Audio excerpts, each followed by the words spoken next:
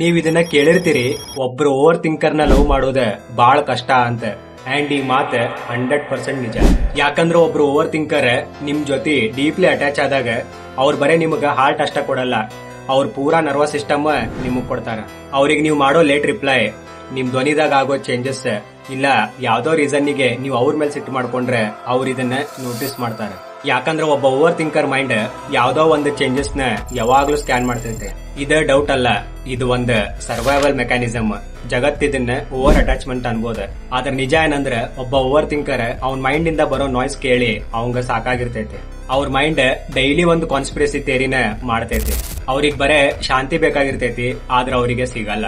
ಆದ್ರ ಸೈಕಾಲಜಿ ಹೇಳ್ತೈತಿ, ಯಾವ ವ್ಯಕ್ತಿದಾಗ ಆನ್ಶಿಯಸ್ attachment style ಇರ್ತೈತಿ ಅವ್ರ ಒಳಗ ಎಂಪತಿ ಬಹಳ ಡೀಪ್ ಇರ್ತೈತಿ. ಅಂಡ್ ಇವ್ರ ಯಾರಿಗೂ ಹರ್ಟ್ ಮಾಡಲ್ಲ, ಯಾಕಂದ್ರ ಒಬ್ರ ಇರು ನೋವು ಏನಂತ ಇವ್ರಿಗೆ ಗೊತ್ತ.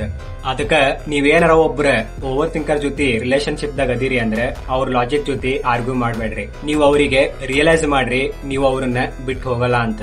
ಯಾಕಂದ್ರೆ ಯಾವಾಗ್ಲೂ ಒಬ್ಬ ಓವರ್ ಥಿಂಕರ್ ಪರ್ಫೆಕ್ಟ್ ಲವ್ ನ ಕೇಳಲ್ಲ, ಅವ್ರು ಜಸ್ಟ್ ನಿಮ್ಮಿಂದ ಸೆಕ್ಯೂರಿಟಿ ಮತ್ತು ಅಶ್ಯೂರೆನ್ಸ್ ಕೇಳ್ತಾರ. ಸೊ ಈ ವಿಡಿಯೋ ಇಷ್ಟ ಆಗಿದ್ರೆ ವಿಡಿಯೋಗೊಂದು ಲೈಕ್ ಕೊಟ್ಟು ನಿಮ್ ಫ್ರೆಂಡ್ಸ್ ಜೊತೆ ಶೇರ್ ಮಾಡ್ರಿ.